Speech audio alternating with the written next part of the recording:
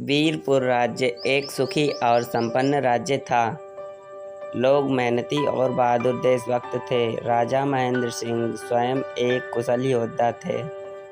उनकी राजधानी एक किले से घिरी थी। किला ऐसा जिसके चारों ओर एक गहरी चौड़ी खाई थी। दीवारें इतनी चिकनी कि कोई भी चीज उस पर ठहर ना सके, फिसल कर गिर पड़े।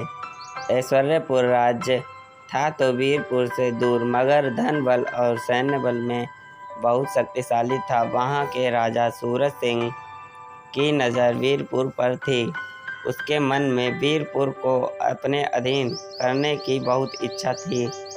एक सेनापति को दरबार में पेश होने का हुक्म हुआ।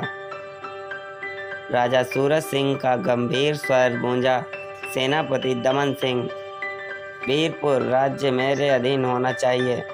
यह जीत हासिल करनी है।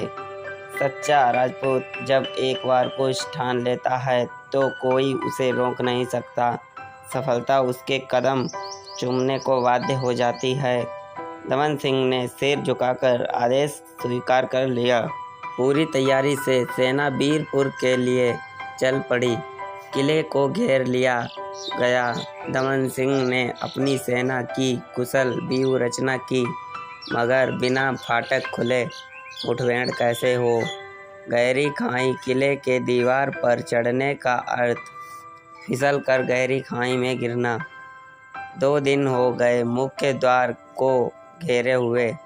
सेना का रसद पानी खत्म हो गया था और फिर बिना शत्रु के 2-2 हाथ किए केवल शत्रु को घेरे रहने से सैनिकों में एक तरह की ऊब पैदा हो रही थी। सेनापति दमन सिंह चिंतित हो उठे। किले के अंदर से तीरों की बौछार से उसके सैनिक मर रहे थे। दमन सिंह अपने शिविर के बाहर चिंता से टहल रहा था। तभी उसकी नज़र जमीन में रेंग रहे बिच्छुओं पर गई और उसे एक तरकीब सूझ गई। वह तुरंत अपने शिविर में वापस आया। उसने अपनी सेना के कुछ चुने हुए सैनिकों को आदेश दिया, मिट्टी के छोटे छोटे घड़े लाओ और इस इलाके से काले बिच्छुओं को पकड़कर इन घड़ों में डाल दो। घड़ों का मुंह कपड़ों से अच्छी तरह बंद कर दो। सारे घड़े यहाँ ले आओ। सैनिक इस कार्रवाई को समझ नहीं पाए, परंतु सेना को अपने सेनापति की आज्ञा का पालन करना ही था। सैनिक सारे इलाके में फैल गए और 1 घंटे के अंदर सारे घड़े तैयार हो गए। अब सेनापति ने वे घड़े किले के मुख्य द्वार पर तैनात वीरपुर की सेना पर फेंकवा दिए। घड़े फूटते ही बिच्छू बाहर निकलते और डंक मारने लगे। दर्द से व्याकुल सैनिक किले का फाटक खोलने के लिए उधर ही भागे। वीरपुर का सेनापति वहीं था। उसके होश उड़ गए, पर थोड़ी ही देर में भगदड़ का कारण समझते ही वह जोर से चिल्लाया, बहादुरों, किले का फाटक मत खोलना।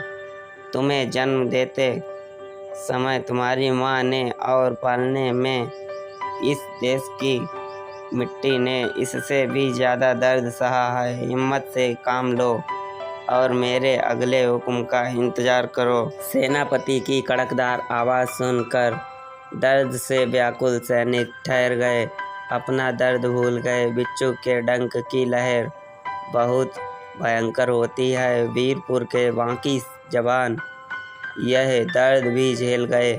इधर वीरपुर के सेनापति ने सोचा, अपने देश की रक्षा के लिए हमें सिर धड़ की बाजी लगानी ही पड़ेगी। दुश्मन का मुकाबला उन्हीं की योजनाओं से देना होगा।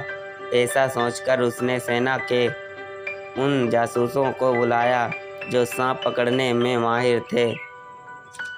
ऐसे ही घड़ों में काले जहरीले सांप भरकर लाने का आदेश दिया।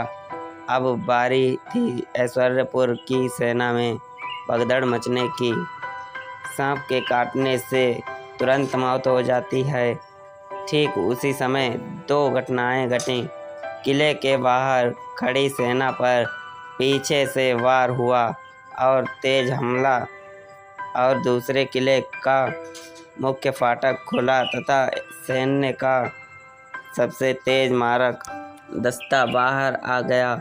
ऐश्वर्यपुर की सेना 3 तरफ से गिर गई। सेनापति दमन सिंह सहित बहुत सैनिक मारे गए। बचे खुचे सैनिक भाग गए। वीरपुर के दरबार में सेनापति का अभिनंदन हुआ।